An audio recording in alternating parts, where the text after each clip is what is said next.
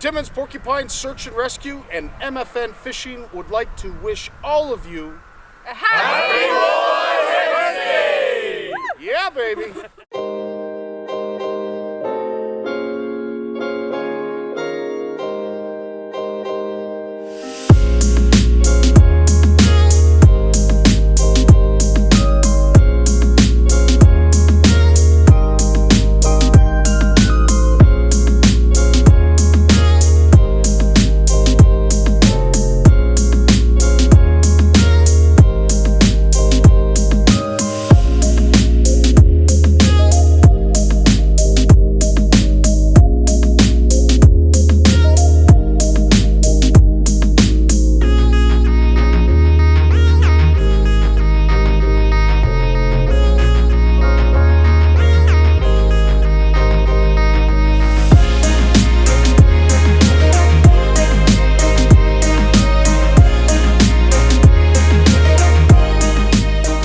Hey guys, it's Walleye Wednesday, and we are here at the Mattagami First Nations Pike Derby. People might ask, what are you doing at a Pike Derby if you're talking about Walleye Wednesday? Well, it has a lot to do with the walleye population here in the lake and what the First Nations group here is doing to improve that walleye population through some of the proceeds that go towards this Pike Derby. So let's head down to registration and get this MFN fishing event underway.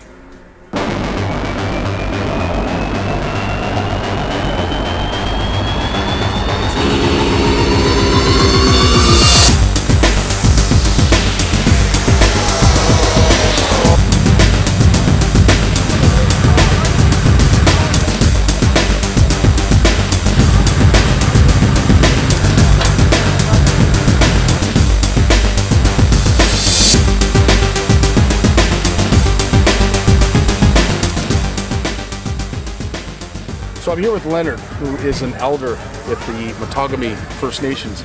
And the reason that Red and I have come up here from Canadian Fishing Network is not just because of the Pike Derby, but what the Pike Derby represents for your First Nations group.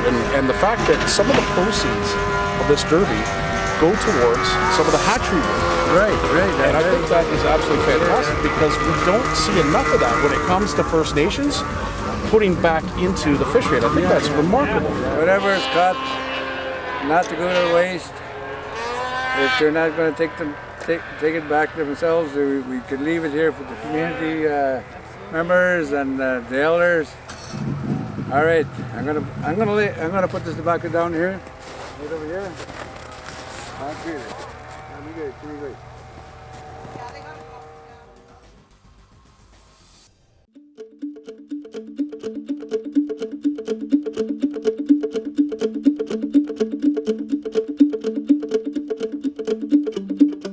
This is a great day out. If you guys got it all set up and get the fire going.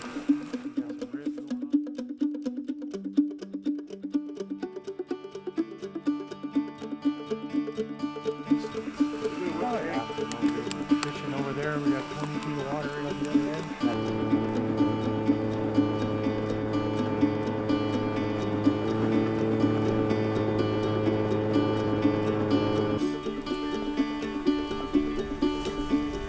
Well, we're out here in the middle of the action, and this is the Mattagami Pike Derby, and this is like a community out here on the hard water. Well, what I've heard is they've caught some pike, so Red and I are going to go back to the weigh scales and see what people have been harvesting. That's a little baby. Yeah.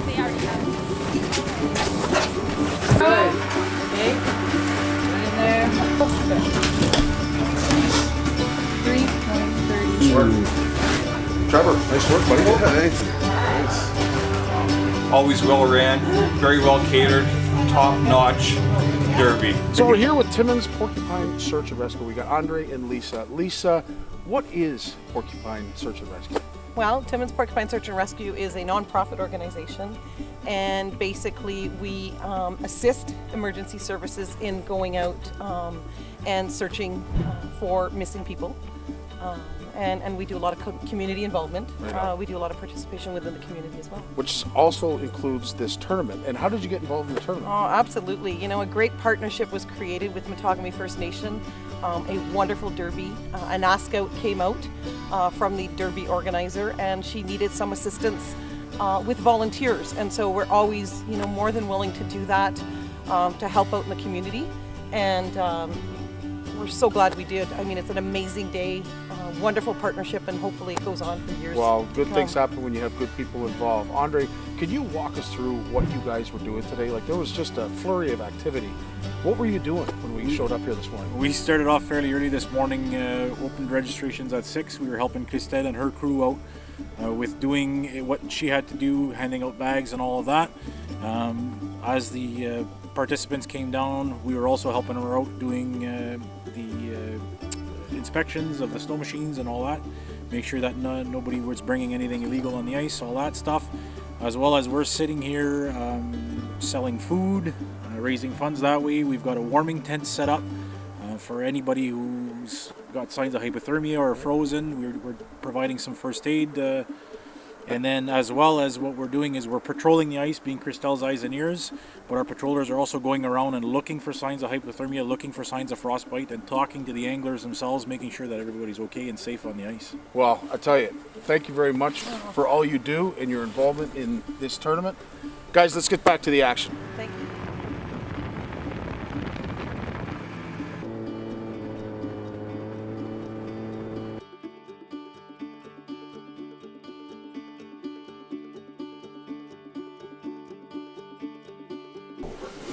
So as exciting as this Pike Derby has been, one of the real reasons we're up here for Walleye Wednesday is this right here.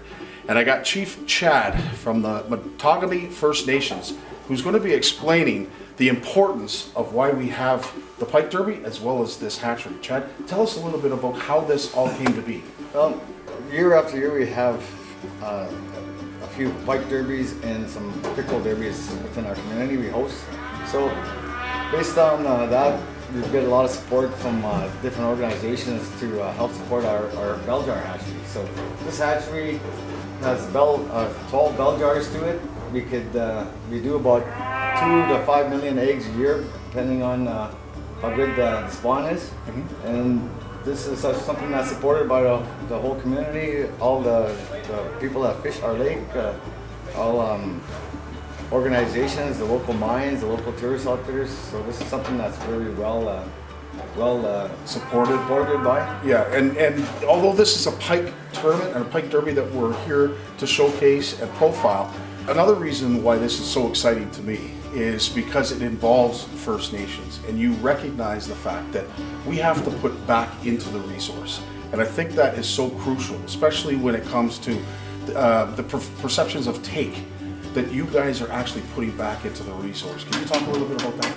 Yes, everybody in our area, we require walleye as a sustenance to our survival. It's something that our elders use, all their lives for many, many years. So this is one of the reasons why. There is a lot of impact, First Nations, non-First Nations, tourists, cottagers. So without putting blame, let's all get together and do something that's gonna. And really, like, you've planted a seed, and I hope that it's possible down the road in the future that other First Nations sort of climb on board with this kind of mindset and start helping putting back. I think this is absolutely fantastic. We've actually had a couple of First Nations follow suit there. We got Shapelo First Nation. They've started their own bell jar system. We got the Mattagami First Nation. They're in the process of starting their own this year. So it's catching on. People are taking notice to it. They see the success that this brings to their local water bodies. So might as well do something that's going to help, right? Fantastic.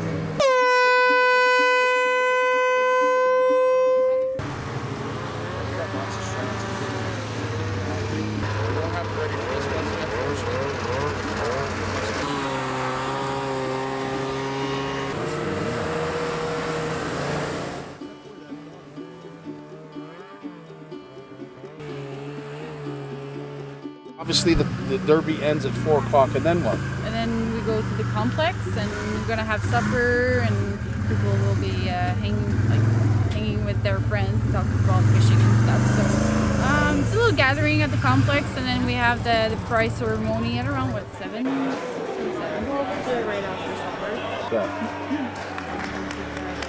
Prize board, and yeah, we're giving a little less than what expected because we're expecting 325 registration to cover costs and prize board.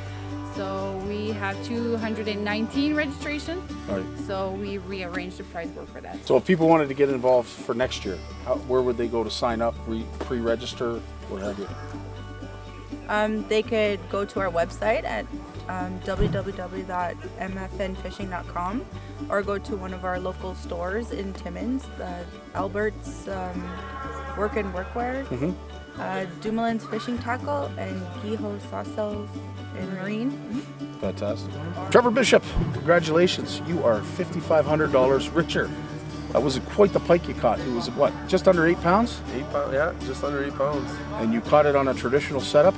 Yeah, the old smelt and 3-prong. Wow, not even a quick stick rag. That's incredible.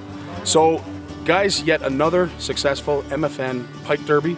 And until next year, we'll see you there. Take care.